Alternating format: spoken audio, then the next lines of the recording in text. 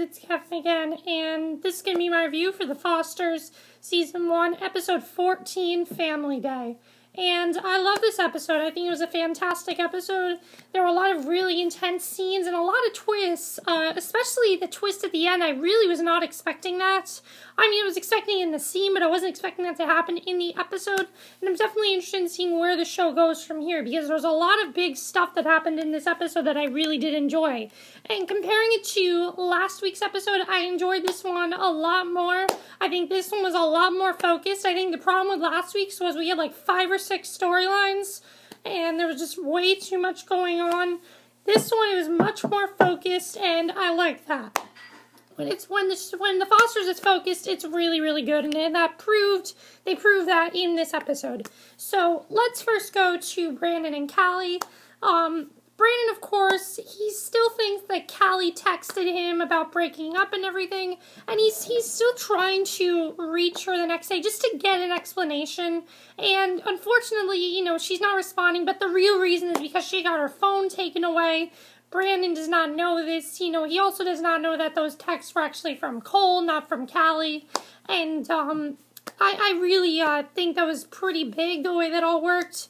I think it's a pretty big twist, and I like the way it all worked out with Brandon really not knowing what's going on. So I really enjoyed that. So while this is going on, though, we see Callie. She is there at the house and everything. She still has her phone taken away, and she wants her phone back. That's the whole big thing, is that she does want her phone back. She's also in what's called secluded living, which is basically her, she's there, but she has her own room, and that's where she is. She has her own room, and it is Family Day for her, so they're all coming back for Family Day. Also, we find out from the Fosters, the family, that Mariana is still suspended, so she really didn't have much of a plot in this episode, which was good because I felt her plot was very unnecessary already, so now she has nothing to do.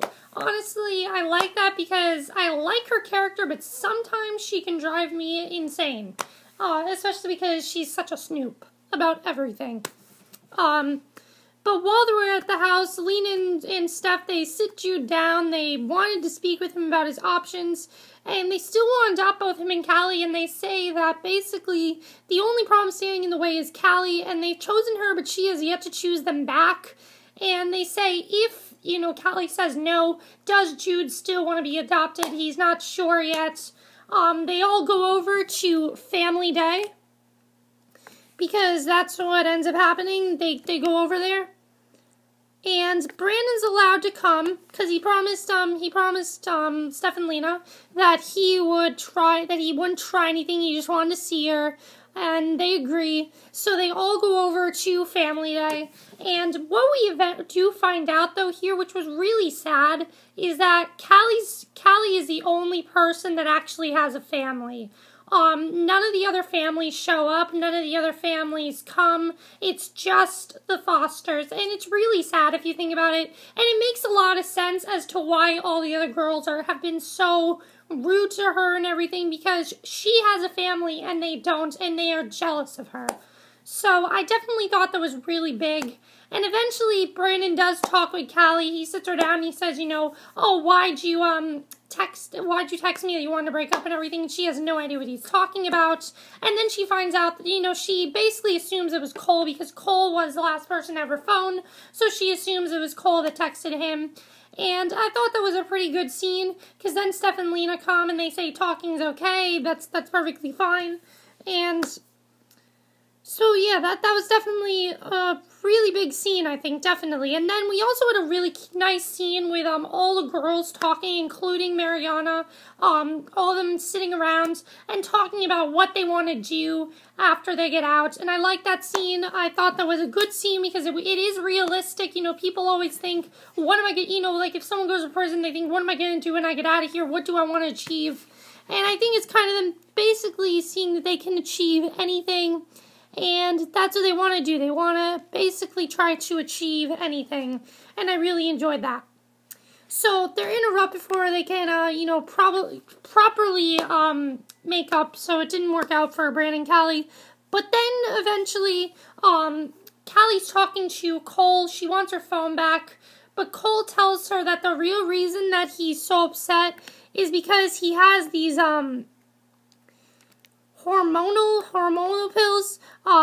She had a responsibility towards Cole. The rest of the group doesn't want her half-hearted apology. And the thing is that Cole had these hormonal injection pills that he had been taking. And he told Callie not to tell anyone, so Callie said, fine, give me my phone, I won't tell anyone. That's what he does. What ends up happening, though, is that he actually ends up, overdosing on those hormonal pills, so that's not good at all, and that definitely was not a good thing. Also, before this, we did get a very interesting scene with Brandon and Callie, a very sweet scene, in my opinion. I actually liked them in this episode. I know it's not going to work. We know it's not really going to work out for them. We know we really shouldn't like them as a couple, but I enjoyed them in this episode. I think they were cute in this episode. I think I enjoyed them in this episode. I know I've said it before, I don't think it's going to work out for them, but I enjoyed their optimism in this episode. I did enjoy that. Because Brandon comes over to Callie, she's in the secluded living thing, and they talk about, their dream house and everything, and I really enjoyed that. And they actually end up kissing again, and it might be more than that. We don't really know what happened between the two of them. If they kissed, if it was a make-out session, or if they had sex, or, something like that. We don't know what exactly happened. All we know is that it was a very shocking. I didn't expect that to happen at all. And honestly, it changes a lot, because now, even though they said they're going to keep their distance from each other, they did not at all. And eventually, that's going to come out, and Callie's going to get kicked out. So yeah. So they're all talking about Cole ODing on the pills and everything, and they're talking, and all the girls say they're tired of Callie's speeches. She never really says anything. All she does is give them hope, and she says what they need to hear. They ask her one very important question: why are you here? You don't deserve to be here. We deserve to be here because we don't have families. Why are you here? You don't deserve to be here. Get out. And, Rita talks with Callie, because Callie at this point is upset. She decides to just leave, and Rita talks to Callie, and she tells her she always avoids the problem, which is something that Callie has done. She ran away from the Fosters, and Rita's worried that now she's going to run away from here. So that was definitely pretty big when she talked with Rita, and Rita said she told Callie, eventually Callie has to stop running from her problems, and, Cole returns, though, and she sees, Cole. He's bedridden at this point. He's just not feeling well at all, and she decides that the best thing to do is to give Rita her phone and stay there, because it's really the best thing for her to do, because in order for her to start fresh and stay there, she doesn't want to come in contact with the Fosters. So I thought that was definitely a really great plot, and I really am enjoying where that's going.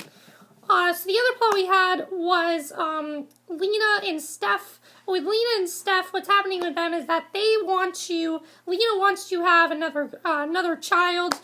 But she actually wants to give birth to one. She's adopted all these children, but she never actually physically had one, and she wants to. She asks the doctor if it's possible. The doctor says maybe, and in the meantime, Stef and Lena are also trying to get a bigger house. I'm assuming Stef thinks, not a bigger house, but they're trying to get a new car, and Stef's father talks to them, says he has an idea, but she doesn't want to listen, because as we know, her and her father do not get along well at all, because he is against lesbian relationships. He says he has supported her, though, even though he does not agree with her decisions, he is still going to support her, but she just does not want to talk to him. And, as they're talking, though, we find out that Lena is actually she gets a call from the doctor, and the doctor asks her if she wants to start taking antidepressant pills or something like that, and she says yes, she does. Eventually, Stef is going to find out about this, and it's not going to be good, because Stef did not agree to this, and before this, Stef and Lena were talking about the car, and they realized that the only thing they could do was take her father's suggestion. She goes to, and this is the very end of the episode, Stef goes to her father's house. She tries to talk to her father, but her father has died. And I was very surprised at this point. I'm like, whoa, that's something I wasn't expecting at all. Because The thing is, I didn't think they'd kill a character off on this show that quickly, but it does make sense because his purpose on the show is pretty much over. He now agrees with their choices, so I realize why they had to kill him off, and next week they're going to have a whole funeral for him, and it's going to be really sad, but I really like this twist because it's not something I expected at all, and I applaud the Fosters for giving such a big twist that I didn't expect because I thought that was really good. So, I really enjoyed that. So, now let's go to Jude. As I said, Jude was told to make a decision, and he does talk to Callie and said that he is going to get adopted whether she's in it or not. And, Jesus, in the meantime, is starting to get closer to Emma, the girl at the wrestling. But he is still talking to Lexi. And Jude encounters the two of them, I'd say kind of sexting, but not really. It's basically sexting. And he tells Jude to stay out and everything. And then he's talking to Emma, and Jude comes in then as well. And he thinks the same thing's happening between Emma and Jesus. And Stef and Lena come, and we get a really cute scene because they realize that Jude and Jesus are starting to fight like real brothers, which is cute because if you think about it, I do enjoy that. What I also like is that Emma is a really fun character. She seems like she's a really great friend to Jesus. I could see something happening to them in the future.